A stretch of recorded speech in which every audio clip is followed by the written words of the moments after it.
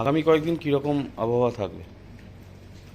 25 থেকে 27 অর্থাৎ আগামী 3 দিন দক্ষিণবঙ্গের জন্য মেনলি থান্ডারস্টর্ম অ্যাক্টিভিটির কারণে হালকা থেকে মাঝারি ধরনের বৃষ্টিপাতের সম্ভাবনা থাকছে। 28 তারিখ থেকে বৃষ্টিপাতের সম্ভাবনা বাড়বে এবং বৃষ্টিপাতের পরিমাণও কিছুটা বাড়ার সম্ভাবনা রয়েছে, বিশেষ করে উপকূল সংলগ্ন জেলাগুলিতে 28 তারিখ থেকে। এর কারণ একটা নিম্নচাপ তৈরি হওয়ার সম্ভাবনা রয়েছে, যেটা উত্তর বঙ্গোপসাগর এবং পার্শ্ববর্তী ওয়েস্ট সেন্ট্রাল অর্থাৎ পশ্চিম মধ্য বঙ্গোপসাগরের কাছাকাছি। এর ফলে 28 তারিখে মেনলি আমাদের উপকূলের সংলগ্ন বা কাছাকাছি যে জেলাগুলো রয়েছে, যেমন উত্তর দক্ষিণ 24 পরগনা, পূর্ব পশ্চিম মেদিনীপুর, এই জেলাগুলো দু এক জায়গায় ভারী বৃষ্টির সম্ভাবনা থাকছে 28 তারিখে। 29 তারিখে বৃষ্টিপাতের স্প্রেড ইন্টেন্সিটি আরেকটু বাড়ার সম্ভাবনা রয়েছে। 29 তারিখে উপকূল সংলগ্ন জেলাগুলো, পার্শ্ববর্তী জেলাগুলো, সেই সাথে কলকাতা, হাওড়া, হুগলি, ঝাড়গ্রাম, এই জেলাগুলোতেও দু এক জায়গায় ভারী বৃষ্টির সম্ভাবনা থাকছে। বৃষ্টিপাত 30 তারিখেও কন্টিনিউ করবে। 30 তারিখেও দক্ষিণবঙ্গের জেলাগুলোয় কিছু কিছু জেলায় ভারী বৃষ্টির সম্ভাবনা থাকবে, বিশেষ করে পশ্চিমের জেলাগুলো। 31 তারিখেও বৃষ্টিপাতের পরিমাণ বেশি থাকবে, তবে কিছুটা পরিমাণ কমবে 31 তারিখ নাগাদ। মেনলি 31 তারিখে বৃষ্টিপাত বেশি থাকবে। মৎস্যজীবীদের জন্য সমুদ্রে যেতে নিষেধ করা হয়েছে 28 তারিখ থেকে পরবর্তী কয়েকদিন আনটিল ফার্দার নোটিস। কলকাতা পার্শ্ববর্তী অঞ্চলের জন্য আগামী 3 দিনের যদি পূর্বাভাস বলা হয়, প্রধানত মেঘলা আকাশ, মাঝে মধ্যে এরকম বৃষ্টিপাত হালকা থেকে মাঝারি ধরনের থাকার সম্ভাবনা থাকছে। কলকাতার ক্ষেত্রে বৃষ্টিপাতের পরিমাণ বাড়বে 28 তারিখ। স্পেসিফিক্যালি কলকাতা পার্শ্ববর্তী অঞ্চলে 29 তারিখে ভারী বৃষ্টির সম্ভাবনা থাকছে, অর্থাৎ বৃষ্টিপাতের পরিমাণ কলকাতার জন্য 28 থেকে পরবর্তী 3-4 দিন 30 বা 31 তারিখ পর্যন্ত বেশি থাকবে। দিনের সর্বোচ্চ তাপমাত্রা কলকাতা পার্শ্ববর্তী অঞ্চলে মোটামুটি 31 থেকে 33 ডিগ্রি কাছাকাছি থাকার সম্ভাবনা রয়েছে আগামী কিছুদিন। সর্বনিম্ন 26 থেকে 25 ডিগ্রি কাছাকাছি থাকার সম্ভাবনা। উত্তরবঙ্গের জন্য 25 থেকে 28 তারিখ পর্যন্ত প্রধানত বিক্ষিপ্ত ধরনের বৃষ্টিপাতের সম্ভাবনা থাকবে। 28 তারিখ থেকে কিছুটা বাড়তে শুরু করবে উত্তরবঙ্গে বৃষ্টিপাত।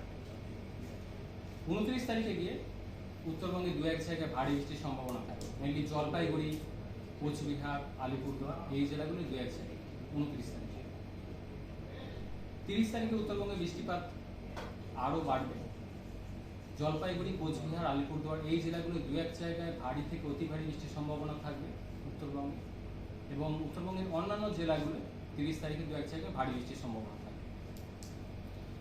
31 তারিখে মেনলি বৃষ্টিপাত বেশি থাকবে উত্তরবঙ্গের উত্তরের জেলাগুলো, জলপাইগুড়ি, কোচবিহার, আলিপুরদুয়ার, এই জেলাগুলো দু এক জায়গায় ভারী থেকে অতি ভারী বৃষ্টির সম্ভাবনা।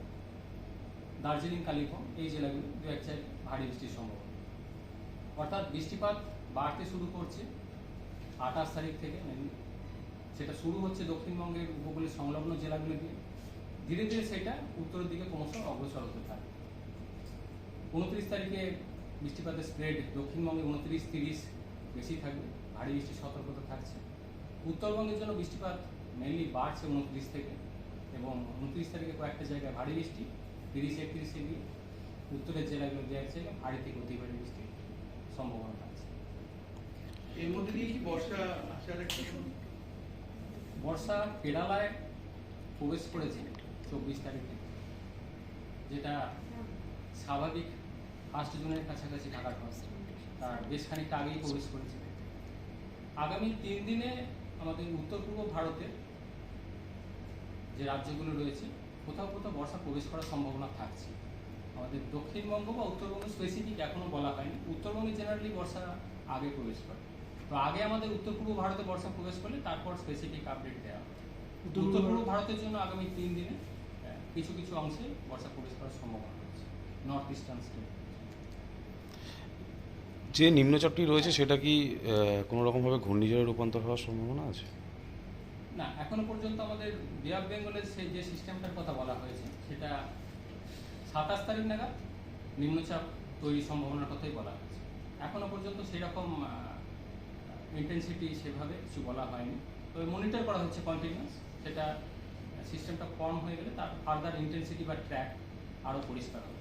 এখনো পর্যন্ত লো প্রেসারের কথাই বলা হয়েছে 27 তারিখ, কোন কোন এবং জায়গায়- প্রভাব মেনলি ভারী বৃষ্টি, দক্ষিণবঙ্গে ভারী বৃষ্টি এবং উত্তরবঙ্গে কোথাও কোথাও ভারী থেকে অতি ভারী বৃষ্টি আপাতত এখনো পর্যন্ত যা আছে। টাইম টু টাইম এটা আমরা মনিটর করছি এবং আপডেট করা হবে ফার্দার। কোন কোন জায়গায় সতর্কতা দেওয়া হয়েছে বলুন? সতর্কতা মৎস্যজীবীদের জন্য থাকছে 28 তারিখ থেকে পরবর্তী নোটিশ না দেওয়া পর্যন্ত সমুদ্র যেতে নিষেধ করা হচ্ছে উত্তর বঙ্গোপসাগর। 28 তারিখে উপকূল সংলগ্ন জেলাগুলো যেমন উত্তর দক্ষিণ 24 পরগনা, পূর্ব পশ্চিম মেদিনীপুর ভারী বৃষ্টির সতর্কতা থাকছে। 29 তারিখে উপকূলের কাছাকাছি এই জেলাগুলো, সেই সাথে আরও কিছুটা স্প্রেড বাড়ছে। কলকাতা, হাওড়া, হুগলি, ঝাড়গ্রাম এই জেলাগুলোতেও দু এক জায়গায় ভারী বৃষ্টির সম্ভাবনা থাকবে। উপকূল সংলগ্ন জেলাগুলো সেই সাথে কলকাতা, হাওড়া, হুগলি, ঝাড়গ্রাম। 30-এ গিয়ে বৃষ্টিপাতের যে মেন কোর এরিয়াটা অর্থাৎ হেভি রেনফলের এরিয়াটা মেনলি আমাদের পশ্চিমের জেলাগুলোতে থাকার সম্ভাবনা থাকবে বেশ কিছু জেলাতে। 30 তারিখেও বৃষ্টিপাতের পরিমাণ বেশি থাকবে দক্ষিণবঙ্গের সমস্ত জেলাতে। ভারী বৃষ্টির সতর্কতা থাকবে মেনলি পশ্চিমের কিছু কিছু জেলা।